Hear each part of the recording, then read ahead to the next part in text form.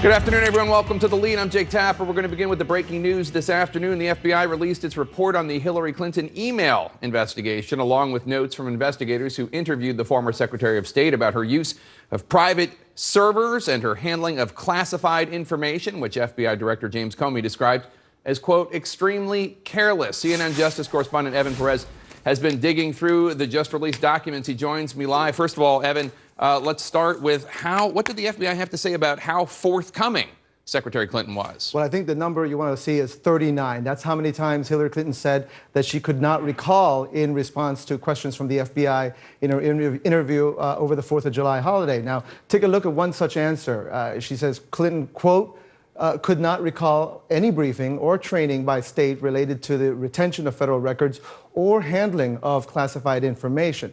Now, repeatedly, she also said that she assumed that people who sent her information to her private server were aware of the restrictions governing classified information, Jake. Now, the FBI's concern obviously has been the classified information, which was mishandled. And some of this report is redacted. Do we have any idea what this classified information was about? Well, the biggest part of it is the CIA drone program. That is the biggest source of her troubles in these documents. Everyone knows the program exists, but still, it is a covert program, and you're not allowed to talk about it on government email that isn't highly secure. Now, one particular issue was an email chain around 2011 Christmas holidays. The FBI redacts a lot of the emails, but we know from sources that Clinton and others at the State Department were using coded language to discuss CIA plans to carry out a drone strike. Now, she tells the FBI she didn't really have any concern about talking about drones on email because, quote, that was part of the routine deliberation process, and that there was, frankly, no way established to talk about things like that during the holidays. That's stunning. The fear, of course, obviously hacking an enemy country, getting access to this information.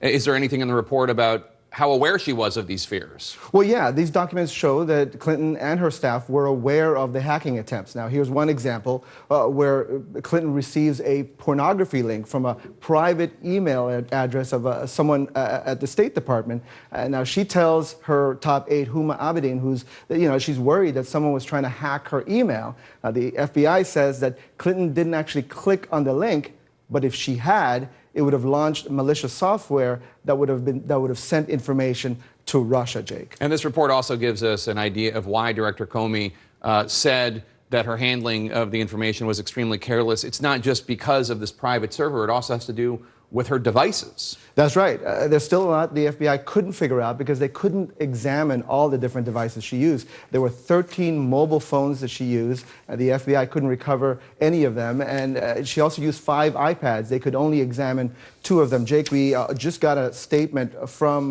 the Clinton campaign, Brian Fallon, the press secretary. We have a piece of the statement here that says, "We are pleased that the FBI has released the materials from Hillary Clinton's interview as we had requested. While her use of single email account was clearly a mistake, and she has taken responsibility for it, these materials make clear why the Justice Department believed there was no basis to move forward with this case." That's his opinion. All right, Evan Perez, thank you so much. Appreciate it. Joining me now to discuss this all, Democratic Senator Barbara Boxer of California, who is a strong supporter of Hillary Clinton. Senator, thanks so much for being here. Appreciate it. Of course. So the FBI report says that Secretary Clinton's aides told investigators that she replaced her BlackBerry quite a lot and that the whereabouts of the old devices were frequently unknown. That sounds careless, does it not? You know something, Jake? I am not going to talk about who's careless with their devices. And I have to tell you, there hasn't been one other Secretary of State before Secretary Clinton that even was able to release one email, let alone pages and pages. She's gone through the ringer on this. There's no criminal activity in any way. That's not my opinion. That's the opinion of the FBI. So all of this, was she careless? She said she made a mistake with this whole thing. I think we need to move on here because the country is facing a presidential election with 2 candidates who have the most different visions of America that I've ever seen, and I've been around a long time. Well, I want you to take a listen to Secretary Clinton last October when I asked her about whether she should have known better than to use a private server because of the potential for classified information getting into the wrong hands. Take a listen. I dealt with classified information very carefully and seriously. I usually met with people to discuss it. It was delivered to me in hard copy, so marked. And then when I traveled, I had one of those tents because we were afraid of prying eyes from certain governments that I would read classified material in. So I'm very familiar with the importance of treating classified information as it should be, with great care. And so she says she's very familiar with how it should be treated, and yet this report says she told the FBI that she did not pay attention to the level of classification, and that she thought when there was a C marking on emails, which stood for classified, she said she thought that was a way to put paragraphs in alphabetical order. That does not sound like somebody very familiar with the importance of treating classified information with great care. Well, I remember Director Comey being asked about it, and he said it would be understandable that when that little C was at the side of a paragraph, you wouldn't realize it was classified. Again, we can look, these emails have had more study than a chest x-ray. And this thing can go on ad infinitum. Meanwhile, we have Donald Trump, who won't release even 1 year of his tax returns. We have Donald Trump, who lied when he came out of that visit with the Mexican president and said nobody ever raised who'd pay for the wall, when the Mexican president said, he emphatically said he would never pay for the wall. And yet we talk about something that's been scrutinized over and over. There was an FBI investigation. It's been made public. And the fact is, there was no criminal activity here. But let's move on. I'll sit here and talk about it all the time you want. That's fine. But I come back to the same thing. Nobody else has even revealed any emails. I'll tell you, senators, you ask a senator, they all use their personal and their official on the same server. Listen, it goes on, it's wrong, we should figure it out.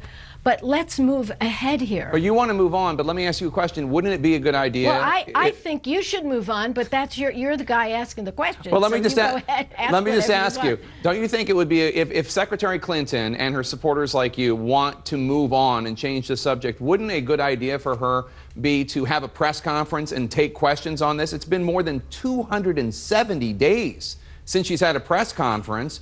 Why not have a press conference, answer these questions, and then maybe the press will move on?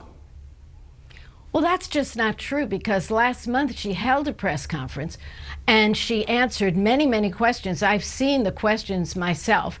And she sat down, according to NPR, she'd have sit-down interviews, more than 350 this year alone. So, yeah, I mean, you would prefer probably a different type of news conference, but she has been answering questions continually on every subject. Well, she took a few questions at a forum last month, but that wasn't a full-on press conference. But I take your point on the interview. Senator Barbara Boxer, thank you so much. Really appreciate your time. Okay.